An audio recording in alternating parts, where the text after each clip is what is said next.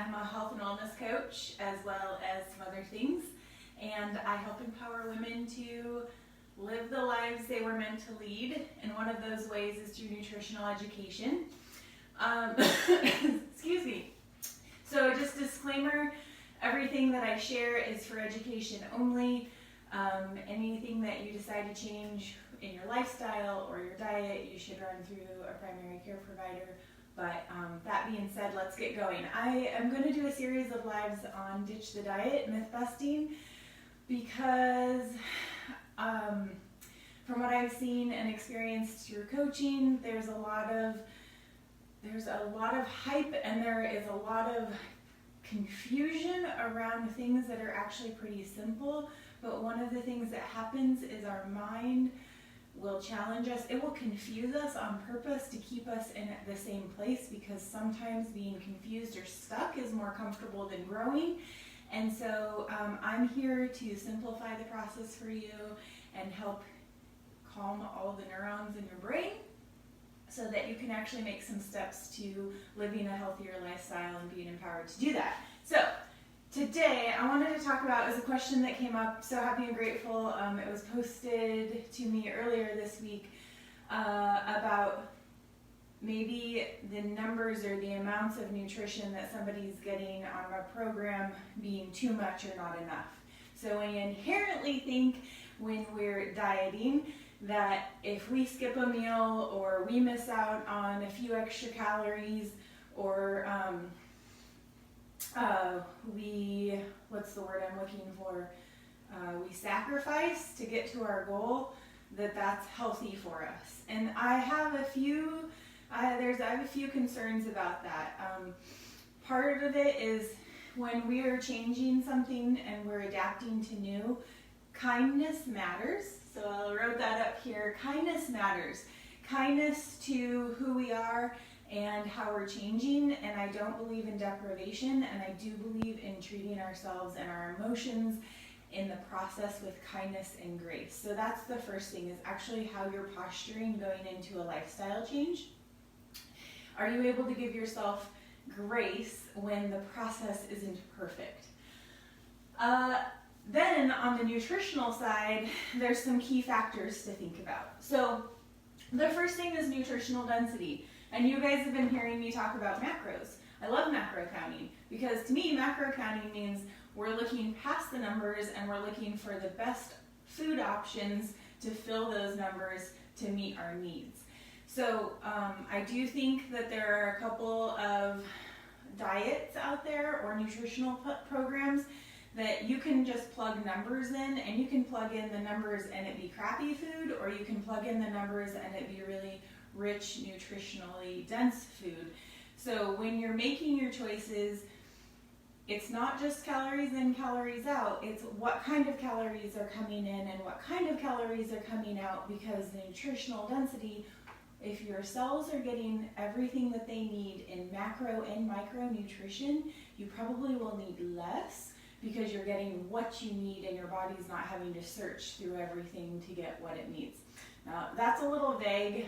I'll probably clear that up in a future video, but just know that quality is almost as important as quantity. So that's something to really be aware of. If you're going to go out and you're counting your numbers and your macros, and you're looking to fill a calorie amount, eating a Snickers bar for those amounts of calories or eating an apple and almond butter is going to have a nutritional density difference. The second thing is certain nutritional programs that are out there, and one of those being one of the mainstream diets that people go out and follow is ketosis, which is also known as fat burn or fasting. And there's a lot of hype around intermittent fasting and a lot of that. And I think that fasting can be very helpful, but it is not a long-term solution. It is a temporary state to be in, but it is not a long-term lifestyle solution unless you're intermittently throwing it in. And when I say intermittently, I mean more than like you give yourself weeks of a break from it, and then you intermittent fast, and then you give yourself weeks of a break. Because one of the things that happens when we deprive our bodies especially in the culture that we live in today with high amounts of stress, go, lower nutritional density foods, putting that extra stress of deprivation on your body isn't very kind, one, and it's also not sustainable. So in the long run, we do need to fuel our bodies to support the lifestyle that we're living, and fasting is temporary. So but the other part of that being less is more, how this ties in, I was on a soapbox a little bit there for a minute, but as the less is more, when you are in ketosis or in a fasting state or fat burn, you actually can consume fewer amounts of calories and macros, because what you're doing is tapping into another supply source within your own body. And so if you have some fat to burn, depending on how many pounds, that's actually quite a few calories that you're able to supply from yourself. So what you want to do is, what you're feeding yourself when you're in a fasting state, is to make sure you're giving your body all of the essential nutrients. So I covered that in the last macro video, what essential nutrients are. And essential nutrients are the nutrients that you need from outside that your body can't make.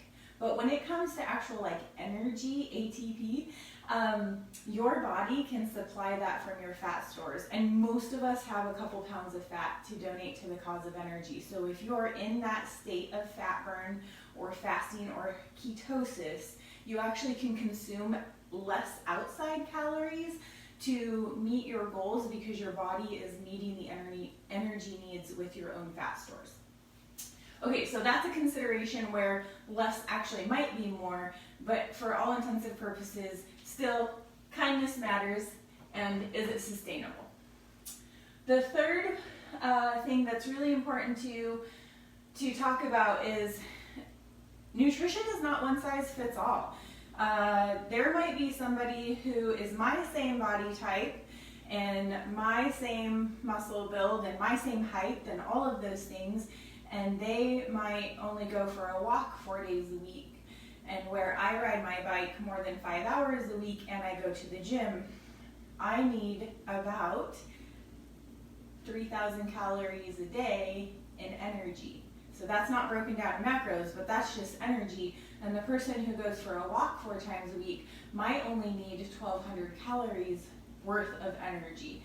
So it really depends on who you are, what your goals are, and being able to know like how your body consumes energy, what your activity levels are, what your stress levels are. So less is not always more.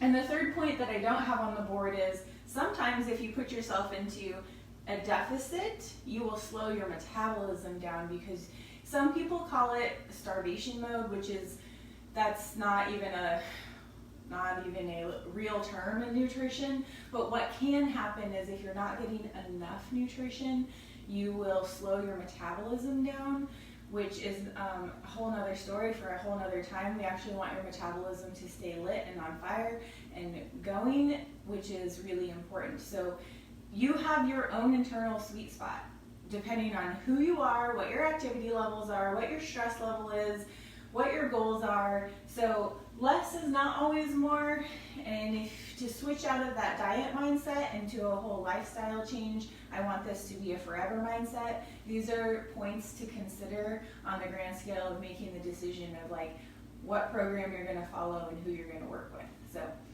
that is my mini Transformation Tuesday talk for you.